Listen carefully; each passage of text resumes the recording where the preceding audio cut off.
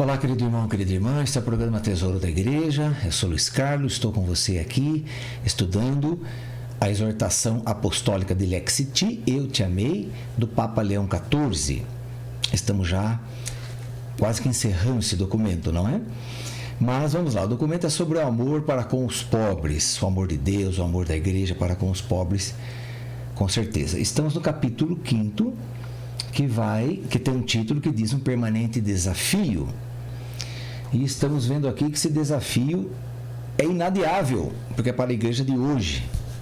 Então, a partir do parágrafo 111 diz o seguinte: o coração da igreja, por sua própria natureza, é solidário com os pobres, os excluídos e os marginalizados, com todos aqueles que são considerados descartáveis pela sociedade. Os pobres ocupam um lugar central na igreja, porque deriva da nossa fé em Cristo, que se fez pobre e sempre se aproximou dos pobres e marginalizados. A preocupação também pelo desenvolvimento integral dos mais abandonados da sociedade. No coração de cada fiel encontra-se a exigência de ouvir este clamor, que deriva da própria obra libertadora da graça em cada um de nós, pelo que não se trata de uma missão reservada apenas a alguns. Então tá aí, querido irmão, querida irmã. Esse é um desafio para todos que estão na igreja. Nós somos igreja, nós estamos nessa igreja, não é? Temos que assumir esse compromisso com ela. Por vezes, em alguns momentos ou grupos cristãos, nota-se a falta ou mesmo a ausência de compromisso pelo bem comum da sociedade, e em particular pela defesa e promoção dos mais fracos e desfavorecidos. A este respeito, é preciso recordar que a religião, especialmente a cristã, não pode ser confinada à esfera privada, como se os fiéis não devessem interessar-se também pelos problemas relacionados com a sociedade civil e pelos acontecimentos que dizem respeito aos cidadãos. Na realidade, qualquer comunidade da igreja, na medida em que pretender subsistir tranquila, sem se preocupar criativamente, nem cooperar de forma eficaz para que os pobres vivam com dignidade e haja a inclusão de todos, correrá também o risco da sua dissolução, mesmo que fale de temas sociais ou critique os governos. Facilmente acabará submersa pelo mundanismo espiritual, dissimulado em práticas religiosas, reuniões infecundas ou discursos vazios. Então, ajudar os pobres, ajudar os mais fracos, ajudar os que não têm vez, não têm voz, é colocar a mão na massa, né? É isso que o Papa está querendo dizer aqui para nós. Temos aqui também,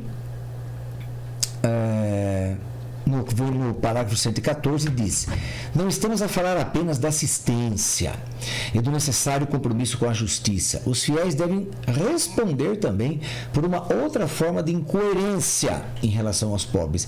Então não é só assistência, é uma outra forma de incoerência que ele vai falar aqui. Na verdade, a pior discriminação que sofrem os pobres é a falta de cuidado espiritual. Poxa vida, não é? Não é só o alimento, não é só a moradia, não é só a saúde, não é só o trabalho, mas também a parte espiritual que eles não têm. A opção preferencial pelos pobres deve traduzir-se principalmente numa solicitude religiosa privilegiada e prioritária.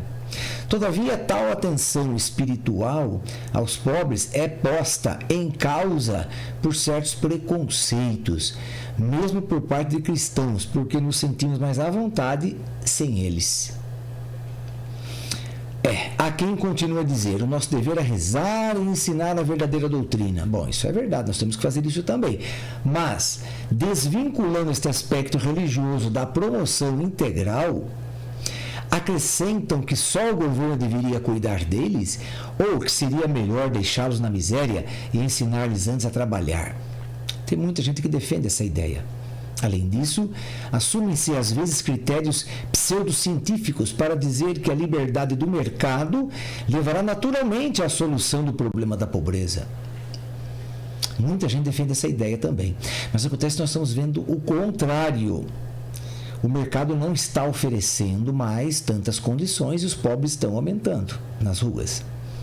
Ou ainda, opta-se por uma pastoral das ditas elites, defendendo-se que, em vez de perder tempo com os pobres, é melhor cuidar dos ricos, dos poderosos e dos profissionais, para que através deles seja possível alcançar soluções mais eficazes. Esse é um outro lado da moeda que não é bacana, não é legal. É fácil perceber a mundanidade que se esconde por trás dessas opiniões. Elas levam-nos a olhar para a realidade com critérios superficiais e desprovidos de qualquer luz que venha de Deus, privilegiando relações que nos tranquilizam e buscando privilégios que nos favorecem. Que coisa, né? É de doer o nosso coração, mas é o que está acontecendo na sociedade. Através do parágrafo 115, agora daqui para frente, diz o seguinte, tem um subtítulo: doar ainda hoje. Vamos ver. Convém dizer uma última palavra sobre a esmola, que hoje não goza de boa fama, frequentemente nem mesmo entre os cristãos. Não só é raramente praticada, como às vezes é até desprezada. Porque muitas vezes, por causa das condições sociais aí, das ideias sociais mundanas que vieram, não ajude ninguém, não dê dinheiro a ninguém, que ele vai comprar droga, que vai isso, vai fazer aquilo, então acabou a esmola, não é? Então o Papa está dizendo aqui que isso é um grande mal também, não pode acabar a esmola.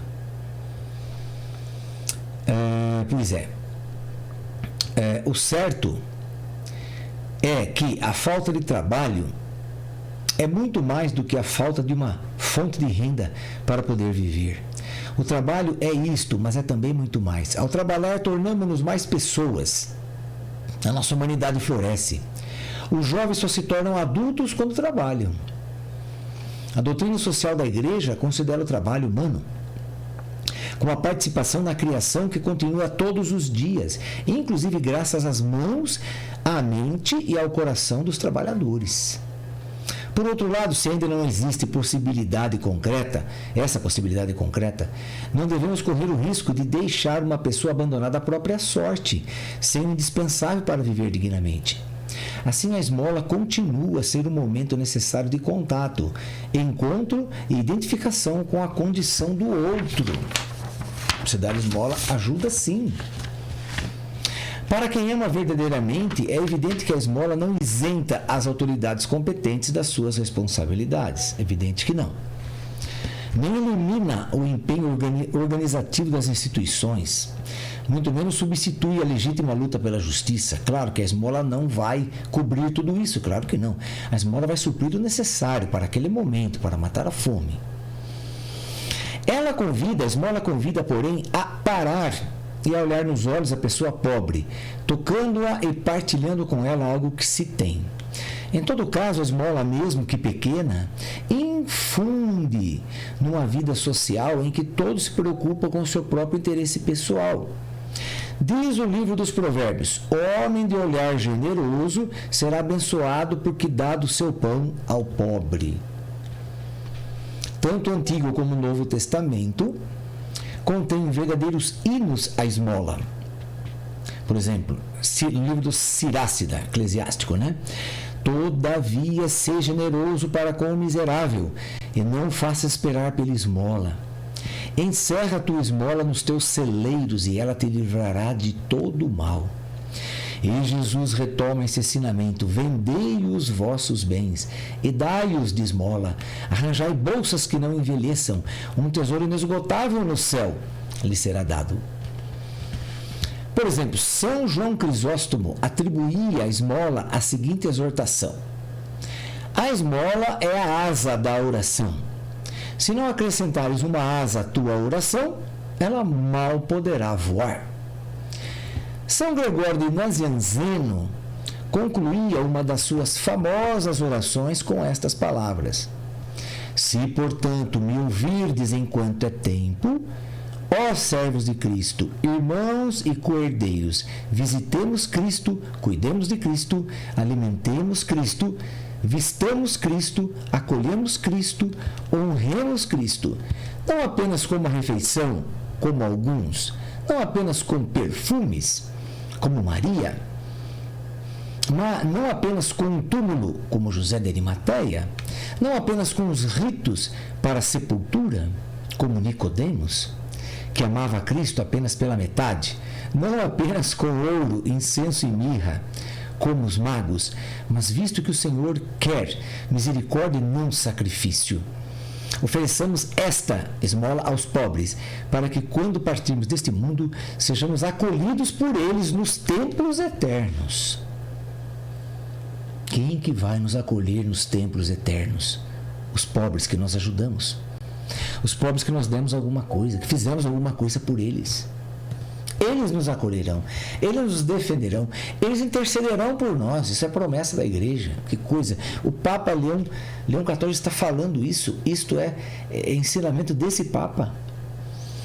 Que esses pobres irão interceder por nós no céu quando do nosso julgamento geral. Quando será apresentada a nossa vida ali, diante de todos, não é? O amor e as convicções mais profundas devem ser alimentados. E isso faz-se com gestos, não apenas com palavras. Permanecer no mundo das ideias e das discussões, sem gestos pessoais, frequentes e sinceros, será a ruína dos nossos sonhos mais preciosos. Por esta simples razão, como cristãos, não renunciamos à esmola. Um gesto que pode ser feito de várias maneiras e podemos tentar fazer de forma mais eficaz, mas que deve ser feito. Deve ser feito. Não deve ficar para amanhã, para outra hora. E será sempre melhor fazer alguma coisa do que não fazer nada. Em todo caso, tocar-nos-ão o coração. Não será a solução para a pobreza no mundo? Claro que não. Que deve ser procurado com inteligência, tenacidade e compromisso social, mas precisamos de praticar a esmola para tocar a carne sofredora dos pobres. Que coisa, né, querido irmão, querida irmã? Estamos vendo aqui que nós devemos fazer alguma coisa por alguma pessoa, uma pessoa que seja. Você não precisa aí tentar consertar o mundo. Claro que não. O amor cristão supera todas as barreiras. Aproxima os que estão distantes, une os estranhos, torna familiares os inimigos, atravessa abismos humanamente insuperáveis, entra nos meandros mais recônditos da sociedade. Por sua natureza, o amor cristão é profético, realiza milagres, não tem limites, ele é feito para o impossível. Impossível. Lembra aí do samaritano. O samaritano foi além. Ele foi além. Ele foi atrás do impossível. Porque ele não conhecia aquela pessoa. Não sabia o que ela tinha feito. Ela tinha errado na vida. Você não tinha errado. Não julgou a pessoa. Não discriminou a pessoa. Apenas socorreu.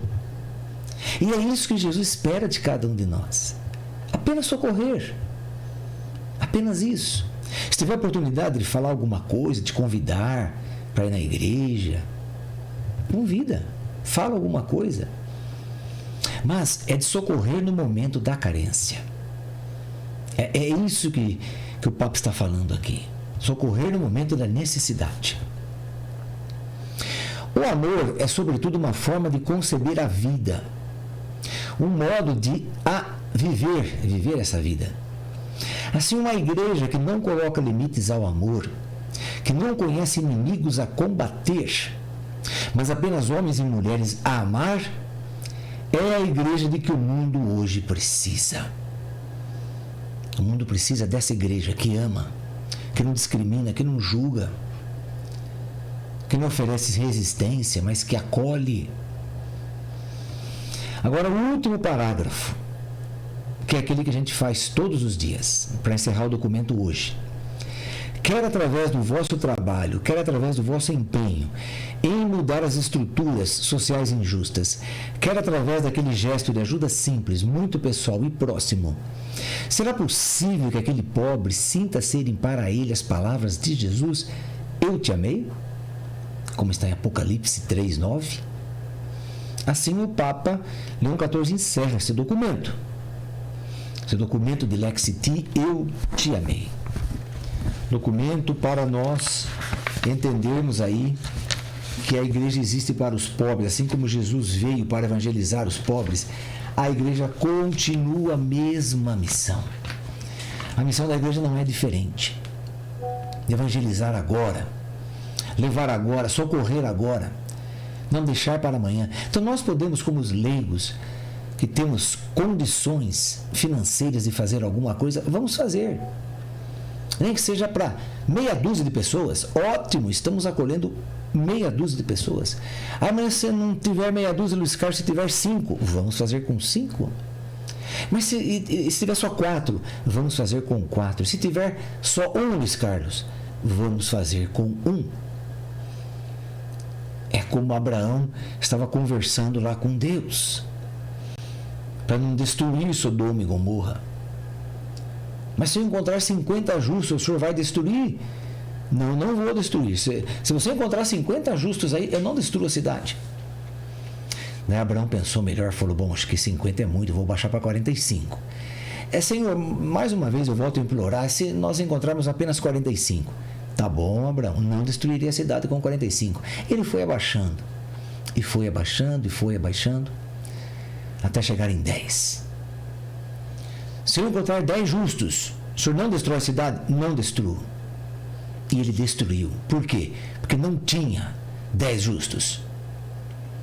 Os pobres estão aí aos milhares. Nós precisamos nos organizar para resolver o problema desses milhares? Não. Nós podemos resolver o problema de 10. Como estava dizendo, de 5, de 1, que bate à sua porta. Mas não negue. Olha, assim como diz a palavra de Deus, para nós não irmos para celebrações com as mãos vazias, para nós sempre oferecermos alguma coisa, nem que seja uma moedinha. Então, quando isso aí tocou muito forte o meu coração de um tempo para cá. Não era em todas as missas que eu levava a oferta. Não era em todas as missas, mas quando li essa passagem, que não vá para o templo de mãos vazias, falei, meu Deus do céu. Então agora eu vou, nem que eu não tenha dinheiro, eu vou com o celular, tenho o QR Code ali nos bancos da igreja, então já faço ali o QR Code e já mando alguma coisa. Então, da mesma forma que nós não devemos aparecer na igreja sem oferecer nada, da mesma forma, não negue nada a ninguém que pede para você. Por exemplo, às vezes você está parado no semáforo e vê uma pessoa ali vendendo uma gominha, vendendo uma paçoquinha, uma bala, sei lá, alguma coisa assim. Mas você não quer aquilo. Fala, goma eu não gosto porque tem muito açúcar, vai me estragar os dentes. Bala também não quero. Paçoquinha também não. Então não vou comprar nada. E a pessoa passa direto. Então, pelo menos pega uma moedinha. De quanto for. De 10 centavos, 25, 50, R$1.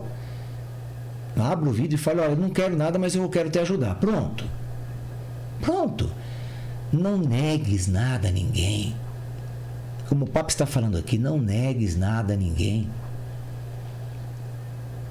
Mas a pessoa está ali, não tem que julgar, não tem que discriminar, não tem que fazer nada.